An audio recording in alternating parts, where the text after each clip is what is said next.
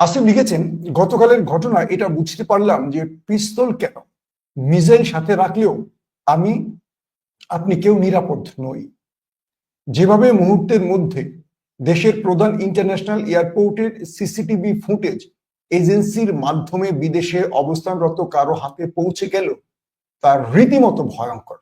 খেয়াল করবেন, এরা চাইলে যে কোনো দেশি বা বিদেশি সন্ত্রাসী গোষ্ঠী, গুপ্ত হত্যাকারী কিংবা বিদেশি গোয়েন্দা সংস্থার কাছে আমাদের real time location, schedule, sensitive information সহ অর্থ কিংবা স্বার্থের বিনিময়ে যে কোনো কিছু পাচার করে দিতে পারে। এটা অনেক বড় অভিযোগ। এটা হলো আজকের এই লাইভের প্রধান আলোচনার বিষয়। আমি রিপিট কথা দিয়ে আবার বলছি, আসিফ বলছেন এরা চাইলে যে কোনো দেশি বা বিদেশি সন্ত্রাসী গোষ্ঠী, গুপ্ত হত্যাকারী কিংবা বিদেশি গোয়েন্দা সংস্থার কাছে আমাদের real time location, schedule, sensitive information সহ অর্থ কিংবা স্বার্থের বিনিময়ে যে কোনো কিছু পাচার করে দিতে পারে।